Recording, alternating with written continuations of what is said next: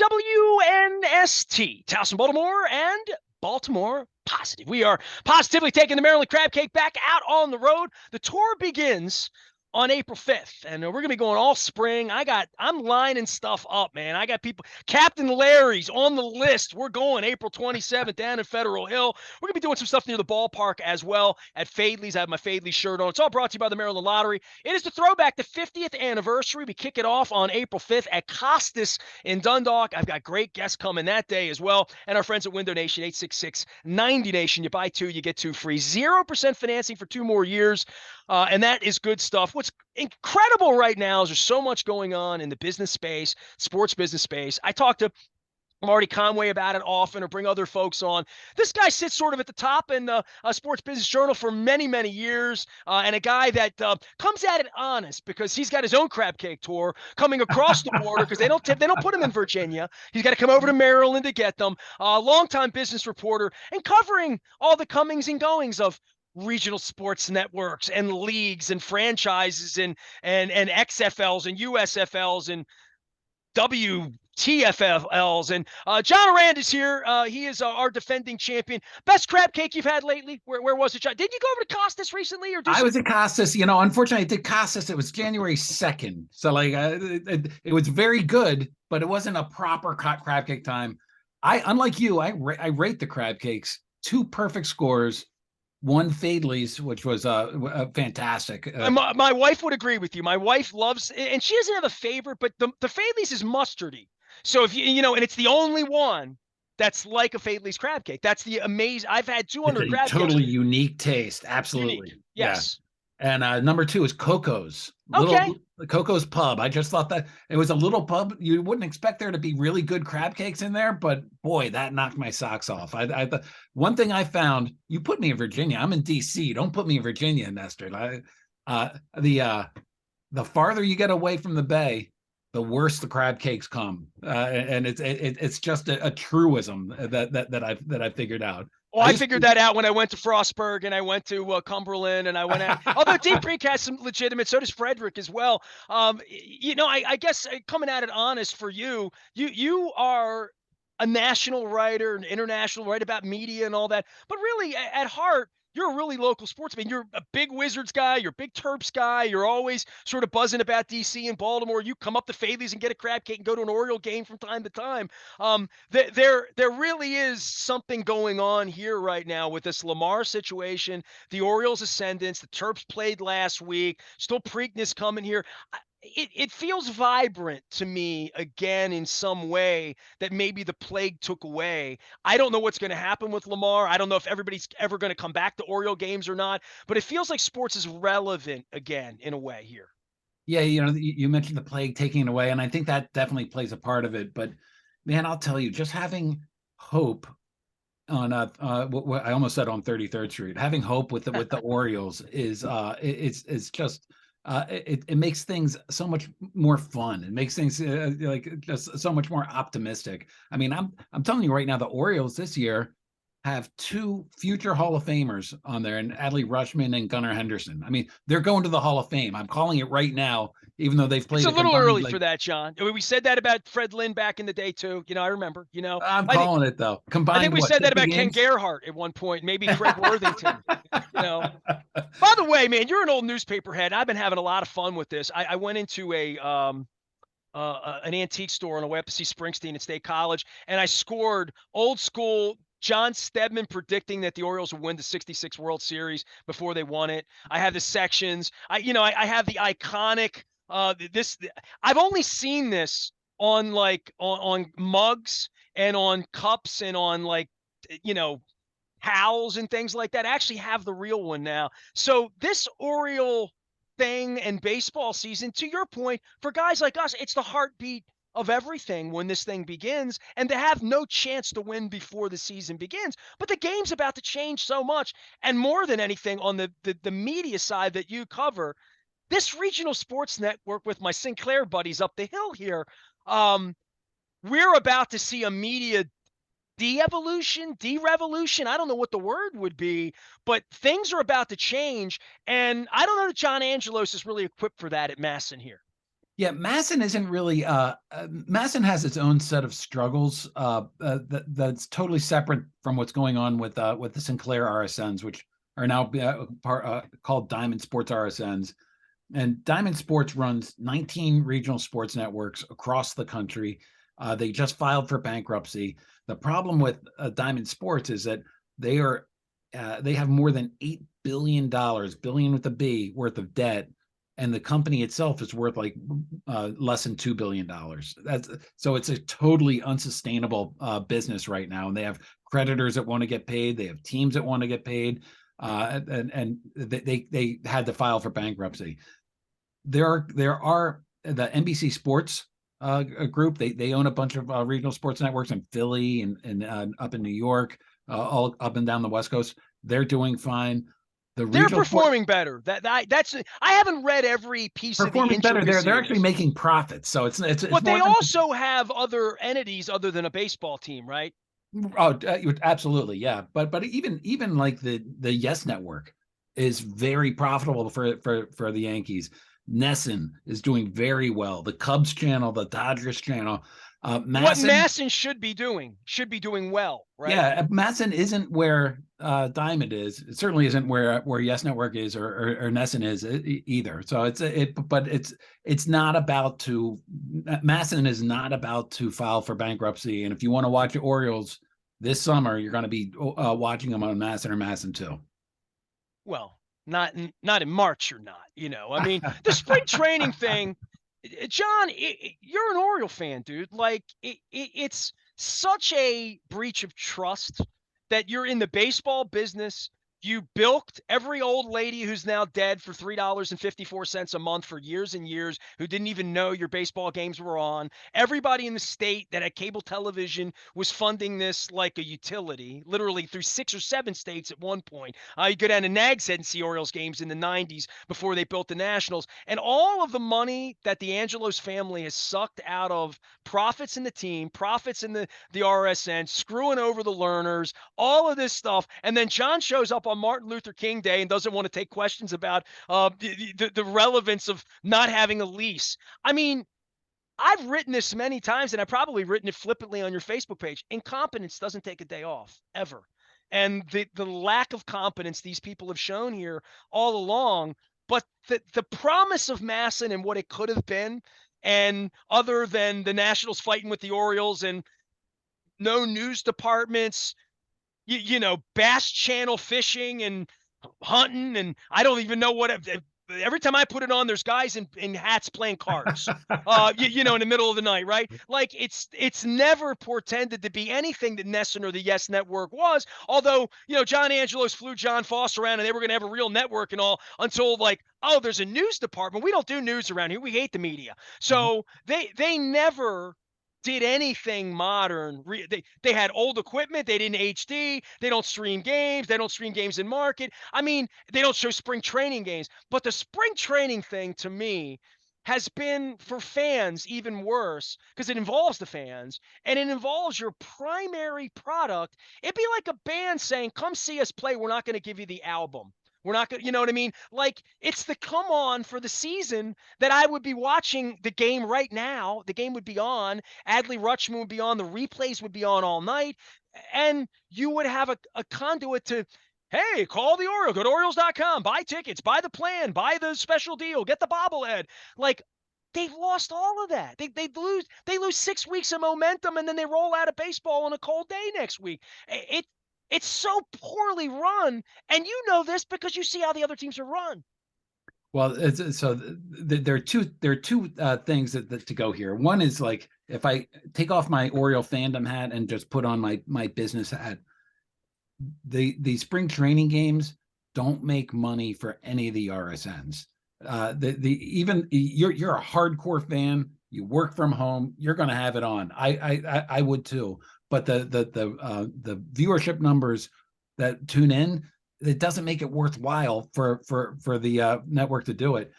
What the RSNs, you remember? I'm certain the Best Damn Sports Show, John Sally, and sure. RSNs used to try to make make themselves 24-hour channels with high quality programming, and to keep people all the throughout the day. What every RSN executive has figured out over the past several decades is there's only one thing that fans come to see. It's not the pregame show, it's the live game. And if our team wins, they stay for the post game. If our team loses, they turn it off right away. And so what the Angelos That's universal. At 30 teams. That's 30 teams, and it's baseball, basketball, hockey, everything. And so what the Angelos have figured out is with Masson, people come for the live games. So we're just going to focus on the live regular season games, and that actually makes a lot of business sense to do that. The other side of the coin is what you talked about, and when you run a local sports network, and when you buy a team, you enter in a social contract with the people of the Baltimore, Washington area. I'll still put Washington up, and even though I'm the lone remaining Washingtonian that likes the Orioles, probably, but I'll put Washington there. Because you like suffering, John. Is what you like to... Hey, we're going to be good for a while. Well, the Nationals are going to suffer now too. Yeah, so. Oh boy, the Nationals are where the Orioles were several years ago. But there is a social contract, and sometimes you do have to do things that maybe don't make financial sense, like show a spring training game or two, like a couple. You don't even have to show every single one, but I would love to start to get my excitement building up to opening day by watching, how they can't put a camera in center field and have 3 camera ops and no broadcaster or just a radio guy and stream it on Orioles.com so people can watch it. Maybe not even in HD. If that's kind of the fact that I can put my freaking show on the air on Zoom live and they can't put a camera in their ballpark is insane. Somebody in there with an iPhone to periscope it. Dude, right? It's insane. It's insane. It's embarrassing. I mean, and it speaks to, they think that their spring training product is shit. And you know what I mean? And they're not proud of it. They don't want to show it, but they don't even have the sense to understand that this is the dress rehearsal for the season and this is the album for the band. This is the press conference that leads up to the season. This is the thing that builds momentum, that can help you sell tickets and get people into the soap opera. This is how you feature your talent. They don't even understand that. Yeah. And it's fundamental that all these 18 years into having this network that they show 2 spring training games. It's beyond frustrating. It's it doesn't make business sense. It's hiding your brand. I mean, it's crazy. Yeah, again, they know that the audience that they're giving up by not showing those games. Even if they were to take, let's say, we'll have Nesson produce the game when the Orioles play the Red Sox in spring training, and we'll take Nesson's feed. Even that satellite link, they'll lose money on it just because they're not going to get the fans, and they're not going to sell the advertising next to it. And the cable operators and satellite companies, they already have the channel. They're already paying for the channel. So you don't again, there are 2 different ways of looking at it. Strictly business, it makes sense. You're going to lose money off of it. For the social contract that comes with owning the RSN and owning the team, yeah, you should be catering to your hardcore fan base, I think. Well, you would make a decision in this offseason to say, we're going to put 8 or 10 games on because we're good. People want to see this isn't 4 years ago, we didn't have anything anybody wanted to see. I mean, you are interested. I am interested. Everywhere I went today where Terps fans were and Ravens fans were, they're interested because you're telling me they got 2 future Hall of Famers. Well, I'd like to see them play. That's pretty fundamental. John Ourand is here, a Sports Business Journal, longtime insider for all things business. The Orioles' stability and the lease and the future and ownership, it's fascinating to watch these NFL people. And again, I would be at the NFL owners meetings this weekend if the NFL hadn't illicitly taken my pay. I've been at 15 of the last 17 owners meetings, John. So I'm not going to be at the Biltmore this week, but this execution of removing the commander, everybody seems to think it's some foregone conclusion. And I'm thinking, you haven't seen how the bad guy in the movie really acts, right? This is an amazing thing to witness. And I don't know where the Angelos thing ends, but I know Sparky thinks he's going to own the team. It's very apparent John thinks he's going to spend the next 25 years. In his mind, the way he's showing it, that he feels like he's going to own this team forever. I don't know that the people in Major League Baseball feel that way about him or his mother or they're infighting. The whole thing's been bizarre. I mean, the fact that the old man is eating pudding and every dirty, dirty secret that the Baltimore Sun or some media guy like you would have gotten a hold of, they put in a court document and they put their laundry, the worst of worst stuff, out into the world last year and then walked like, oh my God. And they got good baseball players. But I don't know what this means for Elise, and I don't know what this means for 2028 or 29 or 30 and how the thing's going to be run. You mentioned Dan Snyder, selling the Commanders, and you'll believe it when you see it. And it's you see how he's acted through the entire his entire ownership of that franchise, and it's with the Orioles, everybody is waiting to see for the day that Peter ends up dying, and then once that happens, we're gonna know then whether John is going to step in and say, like, I want to be the long-term owner and trust me with this franchise, or whether he and his brother and mom end up bringing in somebody to sell the team. I do know that there have been people that have been kicking their tires on the team, and nothing can happen while Peter is still alive, has been what I've been told on that. So it's right now you're just trying to look into the crystal ball and see, and like you just don't know what's going to happen. But those are going to be it's going to be one of those two. Either they're going to turn around and sell and make a windfall off of it, or John Angelos is going to say, like, I am responsible for building up a team right now that is going to be competitive for at least the next decade. Like, I want to see this through. Well, John's running around with Governor Moore and running around Atlanta and taking BP in Sarasota, and we're going to build a kingdom of baseball, just like they did on the Beltway. They took it out to the Beltway in Atlanta, and we're going to have this and that and shot like. Okay, dude doesn't even live here. As a guy that's vested in the community, right? Like I'm wondering what the future of all of sports is here, because I've been on the air 31 years, and I remember we almost lost the baseball team. And it was always predicted that Edward Bennett Williams was going to take that team to DC. Never did. Camden Yards happened, and then we had to go fight for the football team, and they just gave the football team a bunch of money too. That this anchor for our city, it's so important. And more than that, as we learned with Machado and, whatever that thing was with Buck Showalter a few years ago, that it's fleeting. The beginning of this Hall of Fame run you're talking about with Gunnar Henderson and Adley Rutschman, it's fleeting. If people don't come to the ballpark, Adley Rutschman turns out to be a great player. He needs to go get paid. We're where we are with Lamar Jackson. And John, I'll tell you, this Lamar thing, it is so thick, and I haven't even got, it's fascinating. I get it this far into you. We don't spend 3 minutes here not talking about Lamar Jackson, because everywhere I go, it's the biggest story in the history of Baltimore sports from a contract standpoint. There was never a fear Ripken was leaving. The Ray Lewis murder trial was certainly something that was there. But this Lamar thing is an on-the-field thing. It's a franchise thing. It's a race thing. It's a quarterback thing. It's a union thing. It's an agent thing. It's just all of that. And I don't know where the out is in this. I'm getting the vibe he's going to come back and play here, because I don't think any other team wants him to the tune that he wants to be wanted. When you go out in the market and you talk to Ravens fans, do they like Lamar Jackson? Is this tarnishing his reputation, and they wouldn't mind to see him go if they get somebody for him? I'd be lying to you if I didn't tell you it was based along racial lines, much like Trent Dilfer and Tony Banks was 20 years ago here when I took those phone calls, and they weren't pretty either.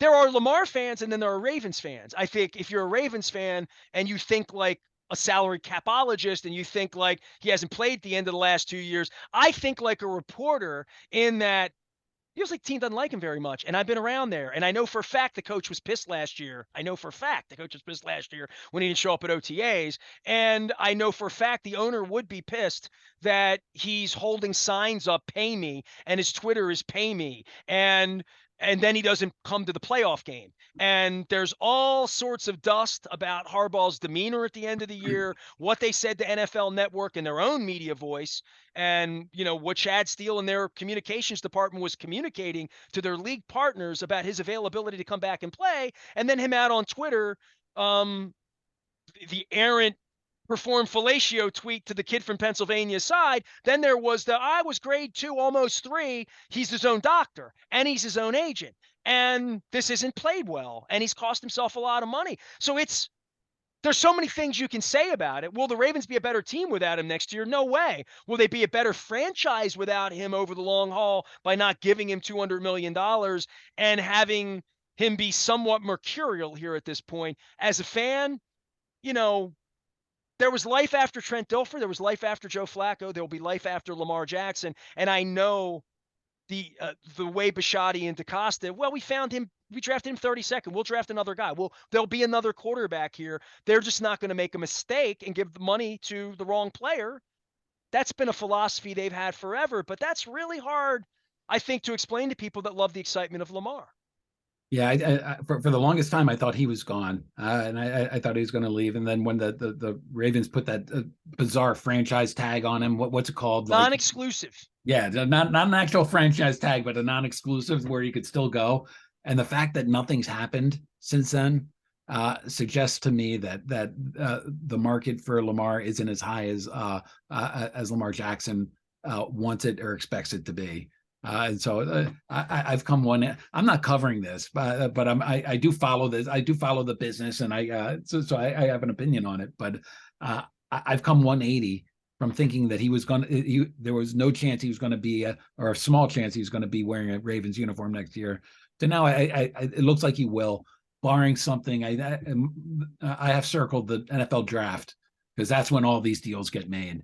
And if he gets through the NFL draft and he's still with the Ravens, he's going to suit up again in September. I'm pretty certain. You know, fascinated me. John Ourand is here from Sports Business Journal. I saw it may have been Kurt Badenhausen, whatever the Forbes does the valuations. You guys all do valuations and different stuff, but the valuation of the Golden State Warriors has like I looked at it and I'm like, they're like worth what, like the Cowboys and the Yankees, and so I'm thinking about this and I'm like, the Cowboys were the Cowboys, America's team. Yankees are the Yankees. And, so you get the value on these franchises. And the Patriots won for 15 years, and they're in a big market. I was sort of blown away that one player, one coach, one little era, that a franchise could take on a stratospheric raise in regard to a player and a thing doing that. And I guess Lemieux for the Penguins. I mean, we could go back through history, and Tony Gwynn kind of saved the Padres, right? So there's things we could say these players did that. But when I saw that valuation, I thought, in the modern era, wow, that's an amazing statement that when you see a franchise value go up in that way because of the play on the court or on the field, I didn't think that happened anymore. I really didn't. Yeah, it's beyond the play though. They just built that new arena, and that the new arena is right in San Francisco. I mean, you saw it when Camden Yards opened, and it was like right off the highway, right by the Inner Harbor. Like all of a sudden that raised the valuation of the Orioles way back when in the mid '90s, early '90s, and I think that also plays a big part of it because as the 49ers left San Francisco, and like the Warriors, they're the only one. They're still the San Francisco 49ers, of course, but they went to San Jose to play their games. The Warriors are the only ones in what is one of the richest cities in America, right in the middle of Silicon Valley. I'm going to see a concert there at some point before I see a basketball game. What are you covering? What's on your mind as we enter spring and the thaw? I mean, the RSN thing, I know you're covering that because of baseball, but the F1's kind of come from nowhere. I don't get it. I mean, the money and NASCAR and moving wheels and guys beating the hell out of each other. I mean, there's so many things that are vibrant and profitable in sports right now, and you sort of cover all of them. Where's your mind? Well, so my mind is really on how people are going to be watching these games moving forward, and so you're seeing, when Netflix and Disney Plus were going crazy. Everybody was spending all this money to try to get streaming subscribers and build them up. And they were losing, all these media companies were losing billions of dollars on that. And all of a sudden, Wall Street was said, we don't like that. We care about profits. And so now you're seeing all these big companies retrenched. So at ESPN, they just paid, more than $2 billion a year for the NFL. They're about to go and do a NBA deal that's going to possibly triple, what they're currently paying, certainly double. Well, they bet right on the NBA, right? And I guess in the end they bet right on firing all of their talent, right? Like you know what I mean? Like ESPN was the original sort of bloodletting, right? Again, it's all about the live games, and all these networks have figured out like that's where our bread is buttered. And so the big story that I'm watching is that we're creating halves. The NFL's a have, the NBA's a have, baseball looks like it's a have, and the have-nots. And Major League Soccer, it couldn't get a TV deal done, so it went to Apple. The Pac-12 is having some struggles right now. So where that line gets drawn and who falls below that line and who's able to stay above that line is going to be the most fascinating story on my beat for the next 3, 4, 5 years. And then how that money at the Big Ten level and to all these teams, how that affects their basketball programs and their volleyball programs and the NIL. I mean, there's just the business of sports has evolved dramatically, right? Remember back when you used to be a sports business, people, what is that? What do you do? Like that now it's in every minute of every day. And the people that don't understand it when they fly in and Lamar Jackson says he's representing himself and they're like, well, that sounds right. You should represent yourself, right? I mean, it's amazing how much money he's cost himself by not doing the business well. And the business is at the heart of all of it. And I think for all of us, seeing ticket prices go up and seeing where we are and seeing, like I paid a lot for Springsteen, this whole model of ticketing where one night it's $5, the next night it's $100 to go sit in the same seat. People are, they're focused on the business because it's affecting them. The business of sports affects how I can find my baseball game or whether I can find my baseball game or not, especially in this market. Mm-hmm. And that variable ticket pricing is going to happen in media too. If you all of a sudden you cut the cord and you don't have cable, but the Red Sox are coming to town. Maybe not the Red Sox; they're going to be awful this year. But the Yankees are coming to town, or all of a sudden, if you want to watch that game. Not this season. This is like 2, 3, 4, 5 seasons away. That game is going to be maybe $5 for you to say, like, that's a game I want to watch. Whereas if the Indians come or the Guardians come to town, it might be like $1.99 or something along those lines.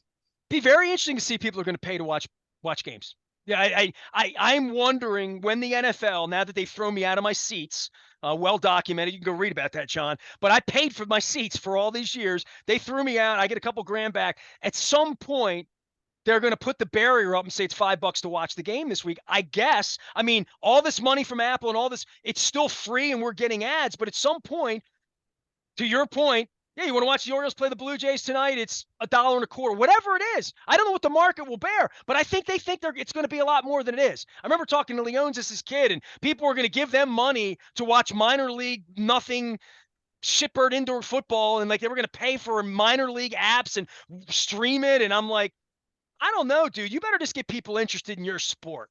You better just get people interested in baseball. Again, because it is a soap opera. It's 162 games.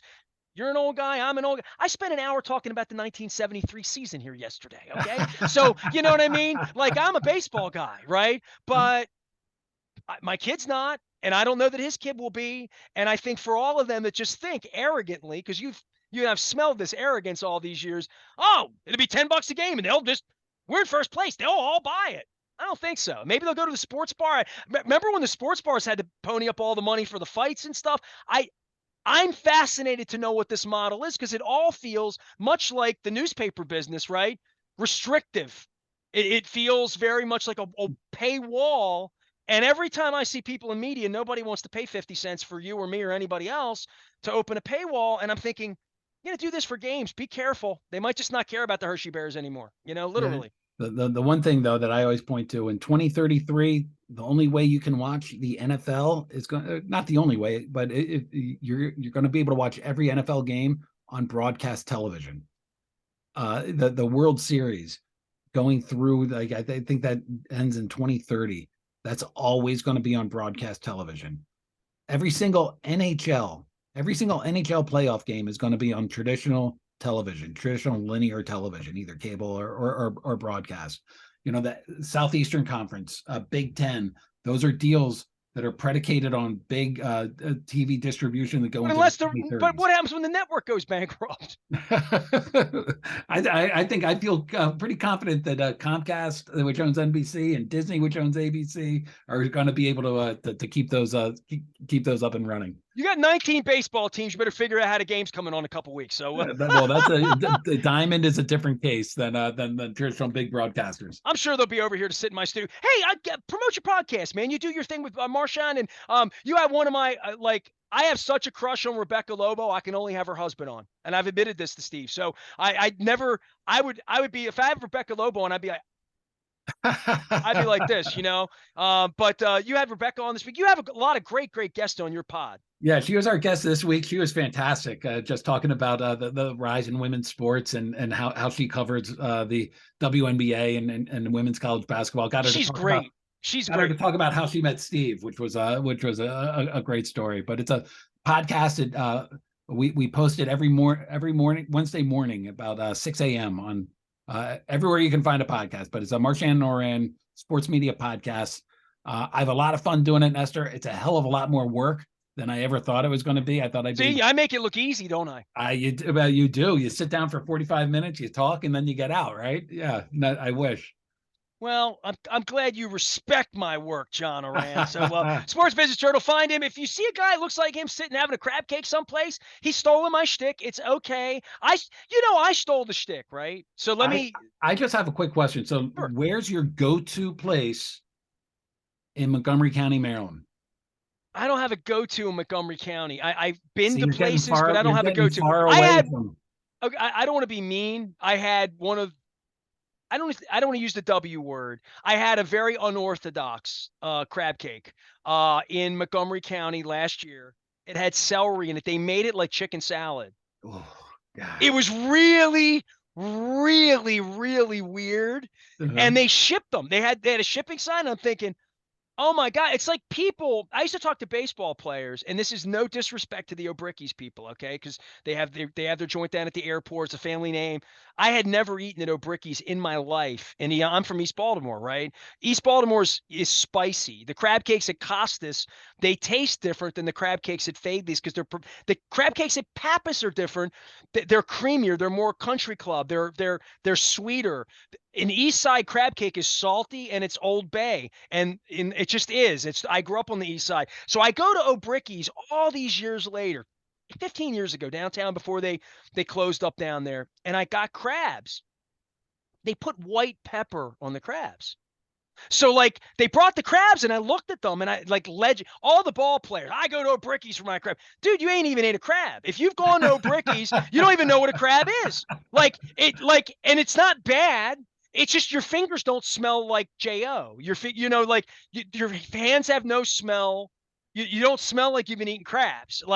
And it is a little milder. I like white pepper. I like Asian food, but I just couldn't get over that they prepared the crab completely differently than I had ever seen it done. And I was 40 years old when I found this crab. So I would just say for you with the crab cake thing, my best advice to you would be to try them all, which is and I'm not even being coy, but the Coco's crab cake that you love so much, that is a sweet country club style crab cake. Pappas is going to be similar to that. G&M's going to be spicier than that because they have Tabasco in their sauce. You know who has a crab cake very similar to that? Barrett's on the Pike has a delicious, delicate crab cake. I would tell you over on the Eastern Shore, if you go to Suicide Bridge. You sent me to Suicide Bridge, and I did. I only had the crabs. I didn't have the crab cake. What? Well, I sent you to a crab cake place and you didn't get a crab cake? Well, are you like a Wizards fan or something? What's wrong with you? We got a dozen crabs, and I was like, you know what? I'm just going to do the crabs. But they were so good. I'm going back there. I'm going back to it. Oh, man. I mean, I'm not going to send you down to the Fishing Creek, down to Old Salties and some of these places I've been. So, listen, I would just say to you on the crab cake thing, keep trying, keep going. You'll find a flavor palette. I keep getting different ones. And every time I go, I'm like, there's 5 or 6 styles, for the most part, about how creamy it is, how much mustard is in it, how much mayonnaise is in it, what the slurry tastes like, that the slurry is sweet forward Mm. or mustard forward, or even Worcestershire. I've caught a little bit of that in certain crab cakes. So keep You going. know what Get them. They're delicious. part of my scoring system though is certainly about the taste, about the presentation of it, but it's also like, you know what I loved about Costas? If I was driving down the street, there's no chance I would have pulled into that a restaurant that looked like such a normal, just like, Family restaurant. Yeah. totally. I would have expected. I would have expected one of the greatest crab cakes to come out of a place. Coco's, just a neighborhood bar, like another one that just looks like someplace like even the Suicide Bridge, like it's right on the water, but you just kind of like yeah, you have to like happen upon it. So Well, I and it's been a search for me through my home state. I have, there's still places in the state I haven't been yet that I need to go to. So this year's our 25th anniversary on August 3rd. I will have had the radio station 25 years on August 3rd. So we're going to celebrate in September. I'm doing 25 oysters in different ways in different places, and I'm going to try to go to 25 places I've never been to. So I uh, want to go to places that are even, because I'm a variety guy. You know what I mean? Like, I like doing and seeing new things in new places. And this tour has just been phenomenal for that. And meeting new people and seeing things in the state that I never knew exist. Beautiful. I mean, like Blackwater Refuge, beautiful. mm. Deep Creek Lake. They didn't play football, baseball, basketball, or hockey there, so I didn't go. Right? It's like Sacramento. I ain't never been there. Austin, Texas. I'd never been there. So I'm trying to go to places and do things. But here in Maryland, doing this crab cake tour, it is taking me on roads. If you want to go on a beautiful trip, I'm going to give you a crab cake that's, I don't want to say it's the greatest crab cake I've ever had, but it's in the conversation, and I would say I've never had a better crab cake than this crab cake. It's a place called Old Salty's. You have to drive, you go to Cambridge and you just go south. And what you want to do is you want to take extra time. Don't be in a hurry. Be Eastern Shore, okay? And you want to go to Blackwater Refuge and make time to do that. And you want to do the Harriet Tubman Trail. They're right next to each other, and you can get a little history, deep history, unbelievably beautiful birds, fish, creatures, eagles, flying creatures, herons, people fishing, low-lying water. You'll think you're in Louisiana when you're there to some degree. Mhm. It's swampy. And then you go all the way down to the end, Old Salties. It's in an old schoolhouse. Everything in the room is baseball motif. The owners are baseball fans. There's lots of old Yankee stuff and old Orioles stuff in the room. Old Salties. But Old it's a Salty. destination, complete destination crab cake. It's not on the way to anything. This spring, I'm doing it. And when you get there, you'll see the the shells piled as high as the salt is when you go into the harbor tunnel. Like, and it's the oyster recovery program. And part of the education that I'm going to have this summer doing restaurant week is that the oyster shells feed the grasses and the marshland where the crabs. Without oysters, there are no crabs. The oysters oxygenate the water. Mhm. So healthy oysters are the most important thing in the world for healthy crabs. No healthy oysters, no healthy crabs. So I've had to learn all this last couple of years. So it's been educational for me too, because I like Oh, learning stuff. So there, awesome. I just taught you Old something. Okay. Old Salties. I'm doing that in the spring, and for the tour, when you come to Montgomery County, let me know. I'm gonna find a place. I, Clyde's I maybe. I had a really bad crab cake and I had a really good crab cake at a place called Chrisfield Seafood. Oh, Chrisfield in Silver Spring. Yeah, Yeah, it's that's a good right on one. the border. It's a Yeah, block into Montgomery County. That was the first crab cake. I went with John Allen from Trump City Devils and Stone Horses. It was really good, but it was during the plague. I mean, the plague, like mask, front door shut, two people in, had to order it in a bag and take it with you. We yeah. ate it in the park with a beer that we got upstairs, a brewery right above it. Right. Yeah. No, no. Um, Chrisfield is yeah, it's great. My parents used to go there all the time. so I've had a crab cake there, and I'll give a thumbs up on that. The other place, I don't want to be disparaging. Let me say this, all right? And I say this with all the heart of a Baltimorean. it was too close to Daniel Snyder's house. Okay? To have a good crab cake. Daniel Snyder thinks crab cakes have celery and are treated like it's chicken salad. So it was that will tell you what part it was. It was in Potomac. So Yeah, yeah. I had a upscale Maryland Yeah. crab cake. Oh, that's funny. That's Yeah, funny. yeah. Hey, I love you. I appreciate it. Give me a plug. Tell me what they can do with you. But see, you're an insider. I mean, the people that subscribe to what you do are people like me that are a part of the business. But what Sports Business Journal does is so important. Yeah, sportsbusinessjournal.com. I'm on Twitter, Ourand_SBJ. And I do the podcast with Andrew Marchand of the New York Post. We cover everything sports media. We just geek out on sports media. It's a lot of fun. All right. Well, I geek out on sports media because I used to be a part of it until they threw me out. John Ourand's here. He is all things sports business media. He is a crab cake lover, a Maryland fan, an Oriole fan. Did I leave anything? Caps fan? You're not a Raven fan. You're a Commander fan at Yeah, heart. I'm not it's hard to be a Dan Snyder fan. I'm not a Ravens fan. But I grew up without a team. So I'm a big Orioles fan. Graduated from Maryland. I grew up with the like Tom McMillan and Lenny Elmore. Like, Attaboy. I'm a big Terp fan. Love the Wizards, Caps. I'm a Washingtonian, except for when it comes to the O's. In my Baltimore accent, I would say he's almost local. Almost local. He is. We appreciate you, man. Thanks for always making time. Hey, Good luck with man, the anytime, podcast. Let's get a Nestor. ball game. We'll get down to Fabi's, get a crab cake since you loved it so much. And a shout out to Marcella over at Coco's for doing it right. I've known Marcella for 30 years. Marcella and I used to watch the Houston Oilers play together at the Emerald Tavern at the beginning of my career. I found this Warren Moon throwback online, so I'm showing it a lot because I've been in collector mode lately because I'm getting old. And just the old memories. It's kind of like you being a Bullets fan. I am Nestor. We are WNST AM 1570 Towson, Baltimore, and we never stop talking Baltimore positive. Stay with us.